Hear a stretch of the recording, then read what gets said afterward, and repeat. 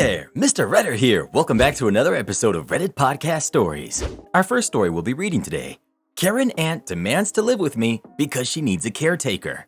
After that, okay boss, I'll hit my KPIs. And after that, am I the jerk for causing a scene and leaving a free vacation? Now for every thumbs up this video gets, one Karen doesn't get to move into anyone's house. Oh come on, what if I bring my Xbox? So please smash that like button.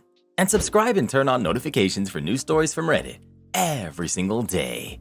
Karen Aunt demands to live with me because she needs a caretaker. Growing up, my 23 female aunt, who's now 45 female, was child-free in the sense that she actively wanted nothing to do with kids, and she would avoid coming to events where kids would be there. She would tell my brother and I that kids were dirty and scream and annoy everyone until they learned to act like adults, which I guess isn't wrong. But still, it was hurtful for us to hear that as we were growing up. What I found the worst about my aunt was how she used to talk about my mom, her older sister. My mom has been single since my dad abandoned us for his affair partner. I've overheard my aunt commenting that my mom's selfish for having kids and she got around, so our dad probably isn't even our real dad, which is why he left my mom. When I was 10, I finally told my mom about these comments. She refused to keep us in the same room as our aunt, and we've really had no relationship with her.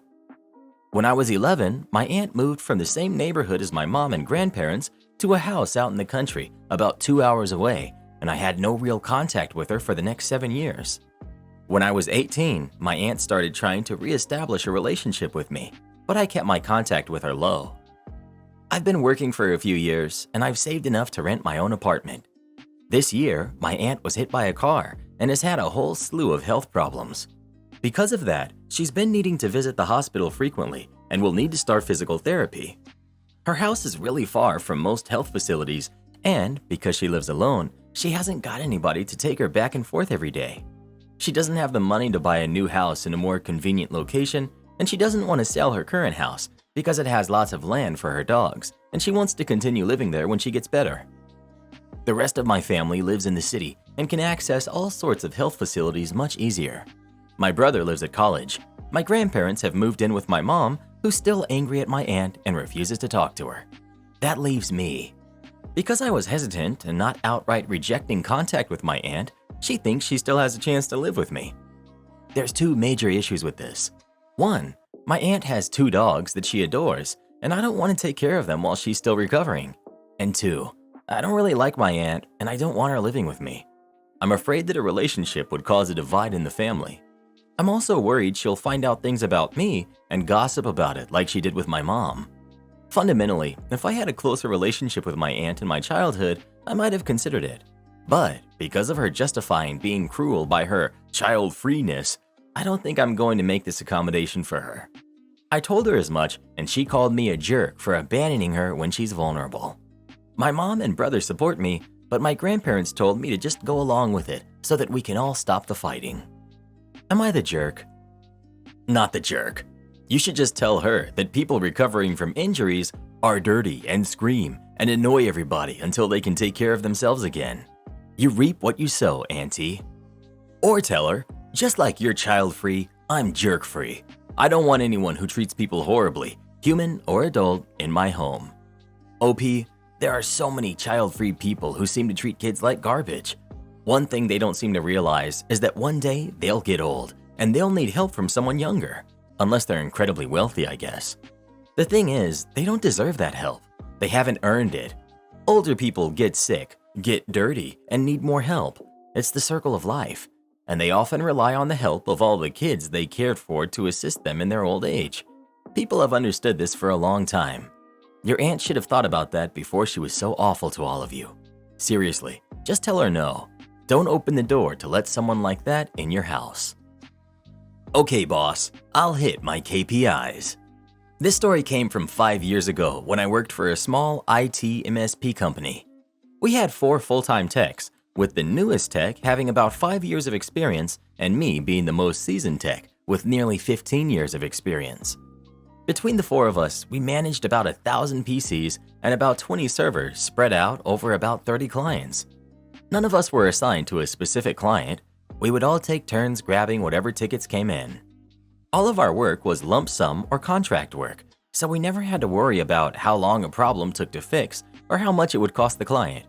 We had an account manager who handled all of the billing and things with the clients. It was a dream job for a tech. We got to show up and do our jobs and not have to deal with sales or billing or any client drama. I not only had the most experience, but was also the most self-motivated.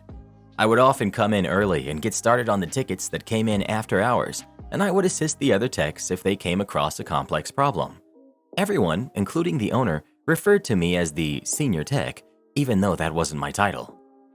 After 2 years of working there, I decided to talk to the owner about a raise. I brought all kinds of information to our meeting, showing that I closed the most tickets and received the most positive feedback from a survey we sent to our clients. He agreed to give me a raise, but said he wanted to think about how much to give me and that he would get back to me. A few weeks later, he called a company meeting and announced that he had decided to change some things and that he would no longer be giving anyone raises. Instead, he would set up KPIs, key performance indicators, and the entire tech team would receive weekly bonuses based on hitting those numbers.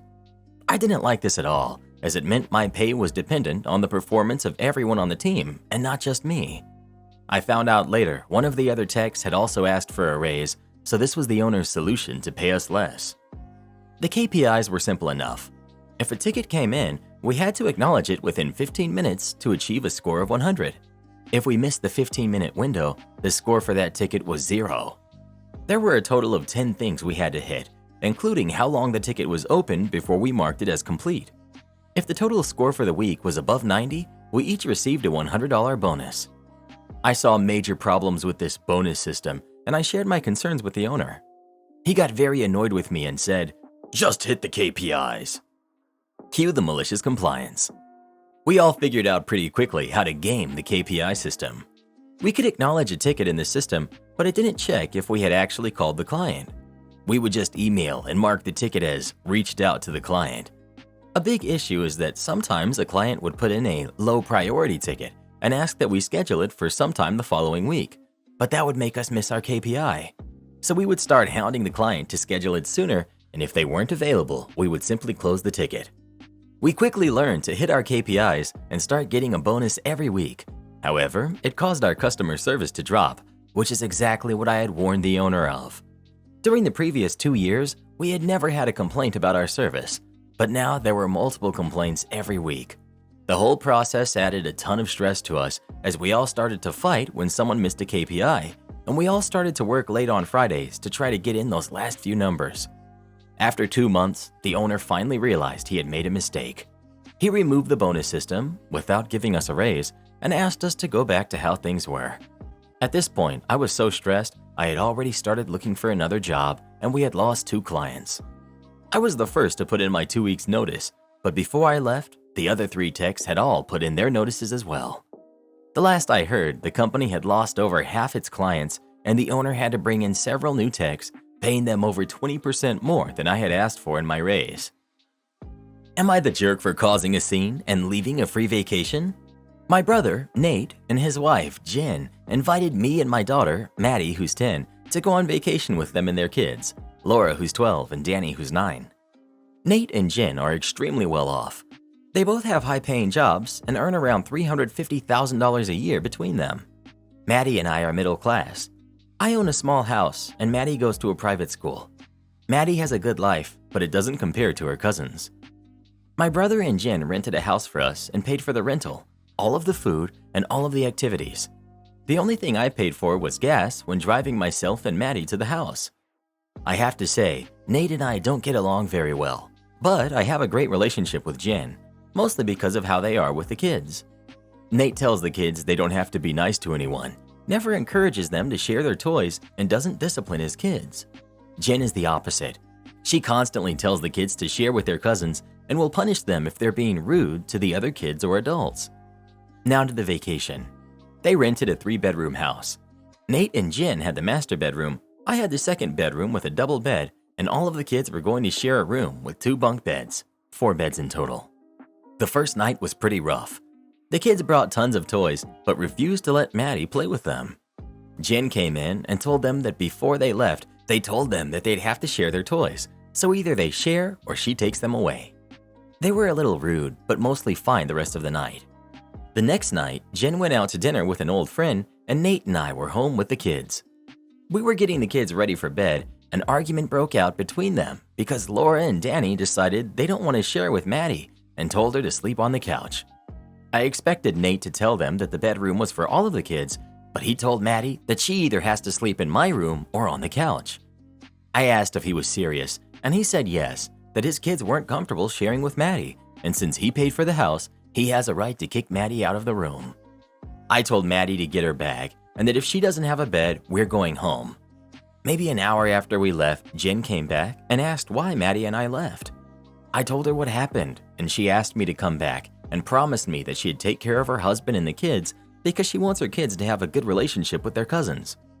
I said no, and shortly after we got home, I got a call from my brother yelling at me for causing a scene, creating problems between him and his wife, and being ungrateful for a free vacation.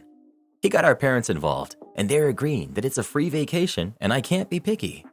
Am I the jerk for leaving with Maddie? Not the jerk. Nate is one of those parents who wants his kids to win at all costs. He never figured out that the most important thing for a parent to remember is to raise decent human beings. That's what his wife is trying to do. He's bent on raising a couple of jerks. I feel sorry for Jen. Your parents are totally wrong. You did the right thing. Sounds like a miserable free vacation. Am I the jerk for saying no to a promotion? I'm newly married and my husband is upset. I'm a software engineer and my husband works in construction management. I grew up broke, so honestly I feel like I'm loaded right now. I make $120,000 a year and my husband makes $80,000 a year. I've gone from counting literal pennies because my budget was that tight to not having to worry about buying anything that we need. So at work, when my boss offered me a program manager position but said that my salary would be reviewed at the next review cycle, I went and got a drink with the guy who has that job now and the guy who had the job before him. The current guy said he was done out of a raise. He took the promotion when it was implied that one was coming and it never came. And the guy before him, he was making less than I am currently in the role and kept getting his requests for raises rejected. That night, I told my husband about my day and how I wasn't sure if I should take the promotion. We talked a bit and he thought I should, just for my resume. The next morning, I asked my boss what the salary for the promotion would be, and he said that it would be up to HR in the next review cycle. I had heard that that tends to be the absolute minimum they can get away with, and honestly, that role on the job market was valued at $150,000 to $180,000, so I'd be majorly undervalued. I was starting to think I'd have to be a sucker to take that offer. So I told my boss I was grateful to be considered, but I was not comfortable taking on any role until the terms of employment, including compensation, were more fully defined. He said his hands were tied. HR wouldn't renegotiate until the next quarter. I came home and told my husband I declined the promotion, and he was surprisingly mad about it. He said it was something we should have talked about instead of me just going on my own, and that I knew he didn't agree with me. I said that I knew my job. The financials weren't looking great, and you can't get water from a stone, and if I took that, I'd be doubling my workload for nothing. He said I'd have something for my resume that would let me negotiate a higher pay elsewhere, since it'd open up other management roles for me. I said I liked being an individual contributor. I wouldn't enjoy management, so that wasn't something I cared about. He said, "It's all about you, isn't it?" And he was upset because we're married now, and I was impacting both of our financial futures since I didn't want a hard job. And that it was normal to take on additional responsibilities and then have a salary review. I just didn't know because I'm too young, 27 and he's 33, and have never been promoted since I job hopped too much. I said it was an old school way of thinking to slave away for free on the hope that you'd be rewarded. I tried that at my first 2 jobs, and that's why I quit. All it does is tell them that you're cheap and gullible. He called me naive and said that I was too idealistic. Am I the jerk for declining the promotion? Holy cow, not the jerk. I'm a software engineer and I would hate being a PM. It's much more work, but it also is a completely different role. I wouldn't call it a promotion, it's a different job. Your husband could switch careers and make more than $80K if your quite high combined income isn't enough. The only difference is that you were directly offered this position rather than seeking it out. It's a nice cherry on top that it's a crappy offer. Am I the jerk for telling my mother to buzz off and saying she doesn't get to decide what I do with my life anymore? 3 years ago, I learned that my mother had lied to me my whole life. I found out my father wasn't my biological father, that my mother had been married, widowed while pregnant with me, and that she severed all contact from my biological father's family, met my father, married him, and they agreed to never tell me the truth. I only found this out because my maternal grandmother had me go through some old stuff at her house and I found photos and documents. I confronted my mother. She told me it didn't matter and to leave it be. I confronted her and my father. They told me what I learned hadn't changed anything and to forget about it. I demanded that they tell me the truth, so I got his story. She never said anything bad about my biological father or his family, only that she felt it was best to move on and to let my father be the only father I knew about. She didn't want him to be my step anything. She didn't want me to ever feel like I was anything less than his. She told me I was never my biological father's baby, that she had loved him, but he was in the past. He was in the ground, and his family had no right to stay in my life. My father told me he wanted me to leave it there and to not seek out my biological family. I told them I didn't want anything to do with them again. We were no contact for 2 years, my choice. I was able to find my biological father's family. They were so happy I reached out. They showed me how they had looked for my mother and for me.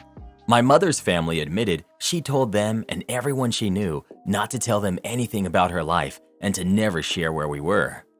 I got to know them and they became my family. It hasn't always been easy. They have so much grief that they never got to know me growing up, and I feel it too, as well as how robbed I feel that I never got to know about my biological father. I look just like him, and I always wondered why I looked so different from the rest of my family. I also found out my father had set money aside for me over the weeks he knew my mother was pregnant. About a year ago, some contact was reinstated between me and my parents. I haven't forgiven them, and it's not easy to speak to them. They did learn recently how involved my father's family is now, and how I have my biological relatives around. They don't like this. My mother decided to ask about the future, my wedding, etc., and said I can't have both there. I told her if she wants to be there, she'd need to accept that my family will be. She told me I'm choosing someone I never knew over loving parents. She also told me I was her kid. I told her to buzz off and told her she doesn't get to decide what I do with my life anymore. She's still not over what I said, and she called me petulant. Am I the jerk? Holy wow, you are not the jerk here, but wow. She denied you access to important family, literally robbing you of life-forming relationships. And now she's still trying to force you to choose between your families? What on earth is she afraid of here? I'd seriously be asking what exactly she has against them. She's being extremely unreasonable. I'm so sorry. I can't imagine the pain you've gone through and are going through. OP. It's more about what she wanted from our lives. She didn't want the word step to ever cross my mind. Didn't want a non-nuclear family. Knew that my biological relatives would mean I would always know we weren't that. Not the jerk. You don't say how old you are, but you're obviously old enough that you should have been told the truth from the moment it was appropriate and all the way through growing up. Your mother did you and your dad's family a terrible disservice by keeping up this lie. I'm so sorry you missed out on knowing what you should have known. If your mom insists on you choosing, simply say that your dad's family will be at your important events, and if she decides to make you choose, she's the one who gets left off the guest list because she had you all to herself growing up due to her lies. OP. I'm 21 now. You're the jerk. Honestly, you sound ungrateful as heck. You grew up with a mom and dad who loved you and were there for you. I grew up in the system, bouncing around from foster parents to group homes, so maybe I'm biased. But then you find out that your biological father passed before you were born and then decide to cut contact with your parents over it? You sound like you have major issues, and the only people I feel bad for are your parents. You sound exactly like someone who would have pulled the "you're not my real dad" card if you'd known he was your stepdad, so at least your parents got to have a good life while you were growing up before you went all psycho on them. Am I the jerk for telling my mom and her husband they had no right to touch my locket? Background on the locket. When I was 5, my dad bought me a locket with pictures of him, my mom, my sister, and brother, both older. When I was 7, my dad and sister passed in an accident. My locket became something so treasured, I wore it all the time and didn't care if it was a formal event or not. When I was 8, my mom remarried. Mom's husband is Jeff. Jeff had a 1-year-old called Nathan whose mom was not in the picture. Mom and Jeff then had 2 daughters together pretty quickly. My locket was something they all knew about because they had seen me wear it. Mom asked me a couple of times to add Jeff, Nathan, and the girls, and I told her that I didn't want to. So when I was 16, Mom and Jeff bought me a new locket with their pictures in it. I never wore it, but I put it in a jewelry box that I own. There were some comments and tensions that I never wore the new one. My half-sisters were upset about me not changing which one I wore all the time. I explained why the original was special, and they told me how the new one was more special because it included them. My mom was annoyed at me for how I handled it, and Jeff complained at me for not appreciating what they did for me. I'm 19 now, and I live in a small apartment. My brother lives with his girlfriend. A couple of weeks ago, we stayed at my brother's house, and when I woke up that morning, my locket had been moved. I don't wear it to bed in case it breaks. Went on about my day and that weekend. When I got home a couple of days later, I wanted to look at the photos inside and noticed they had taken out my dad's photo and tried to squeeze in Jeff, Nathan, and the girls. I was angry. I called Mom and asked her if she had seen my locket, and she told me I drove them to do what they did because I was selfish and inconsiderate and broke their hearts for the last 3 years by showing which locket I favored and which family I favored as well. She hung up on me. I tried to calm down and went over to their house, Mom and Jeff's, and I told them they had no right to touch my locket. Jeff told me they had every right to show a more accurate representation of my family and that I was hurting Nathan and the girls by wearing something that didn't include them when I had something that did. I lost it. I told them they did not have that right, and they do not get to tell me who I carry around in my locket or not. I told him he would never be deserving of a spot, told Mom she had lost her spot, and then I left, saying they needed to stay away from me. My brother couldn't believe they did it, sided with me, told Mom to accept we didn't feel the way she wanted us to feel. Mom and Jeff said I was a jerk. Mom said since Dad bought it while they were married, she also bought it and had every right to interfere with it. Am I the jerk here? ETA. Just wanted to add that my original locket is set up where you can add little sections to it and add more photos. I just never chose to do that because I wanted it for the people I always considered my core family or the people I was closest to. Part of me wants to remove Mom now since this happened. Not the jerk. Cut them off. No one gets to decide who's in that locket. It was a gift. Am I the jerk for not upgrading a family and embarrassing my assistant manager? I, 30 male, lost my job during lockdown as an assistant manager. I had to dip into my savings to survive. When I was on my last leg, a childhood friend, James, 29 male, reached out and he offered me a place to stay.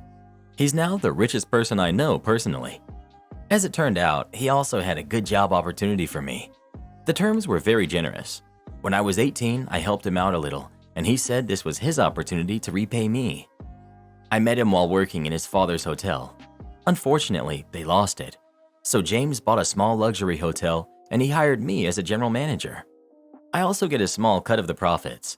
I was grateful for the job and felt guilty about the additional benefit, but he insisted on it. He's not interested in running the place, and he wanted someone he could trust. So I pretty much have the final say in any matter. We hired an assistant manager to help me run the place. Bella, she's in her 30s, is more experienced than me, but she had to settle for the assistant manager position. This is the reason for providing the background. If we go by seniority, she should be the GM and I should be the AM. Apart from the occasional haughty attitude, I don't have much trouble from her. A couple of days ago, a family checked in. 2 adults and 2 kids. They were loud and rude. When a bellhop stumbled, they laughed at him and scalded him for dropping their luggage, so not a good first impression. Meanwhile, 2 couples who were clearly on vacation together and waiting to check in helped the staff out before we could. The family was rude to them also. Yesterday, I got a call from my assistant manager asking if she could upgrade someone to our gold suite. We have 5 suites. I always keep our best one in reserve for James or his friends, and if there is a vacancy in any of the other 4, we sometimes freely upgrade when someone asks. Only I can do it. When I got to the reception, it was the husband asking for an upgrade. When my assistant manager is speaking to me, I could see the rest of the staff were uncomfortable. Fortunately, I saw the 2 couples from before coming back for the day, So I told the husband I already had upgraded someone else and politely excused myself and talked to the other couples in private and offered them the upgrade. 2 reasons for that. First, the couples are staying for 2 more nights while the family is staying for 5 more. Second, their attitude. Later, when my assistant manager came to know of it, she confronted me. She said she had already promised them the upgrade, and I embarrassed her. She demanded me to upgrade the family to our best suite as compensation. I said no and politely pointed out only I have the power to upgrade when it came to the suites. She started blabbering about experience and how I'm ruining the hotel's reputation and called me a jerk. She tried to complain to James, but after a quick phone call with me, he brushed her off. So, am I the jerk? Edit 1. If there are rooms available, any of my staff can ask for my approval to upgrade a guest. I rarely deny them. They generally have good reasons for asking. I encourage this because it makes my staff feel appreciated, and they're the ones who know more about the guests than me as they interact with them more than I do. I need to deal with a lot of things like suppliers, etc. As for the AM gunning for my position, she's barking up the wrong tree. I own part, 10%, of the hotel. I didn't ask for it, but James did it anyway. So doing me over is impossible unless I massively mess up. I realized I didn't give the reason my assistant manager gave me, word count limit. Apparently, the guests complain about the services and also about noise during the night. That was why she wanted to upgrade them to prove that we're the best. That explanation didn't sit well with me, so I asked my staff why they were uncomfortable. Every receptionist, floor manager, etc. gets some leeway when dealing with guests. Within limit, they can give discounts or free meals. They don't need approval for little things. As you can guess, higher the position, higher the limit. From what I gathered, this family is always complaining and kept asking to speak to the manager. My assistant manager kept giving them free meals, etc., but instead of using her code, she is ordering the staff member who brought the problem to her to use their code. As for why I didn't know about this, my assistant manager should be the one informing me about these problems, so I will probably let her go and promote one of the good ones. I still don't know what's going on with this particular family and my assistant manager. Not the jerk. You are the boss, not her. She said she already promised them the upgrade, plus she demanded you upgrade the family? This is where you need to have a sit-down with your employee. Document this discussion and put it in her personal file to show that you don't want this happening again. You make that decision, not her. Start acting like the general manager you are. The background information is irrelevant. You're the general manager, she's the assistant manager. Also, be ready to replace her. Start interviewing for additional check-in person. As a former department manager, never stop feeding the beast. Not the jerk. But at the same time, if this story had been written from her perspective, everyone here would be praising her and telling her what a jerk you are.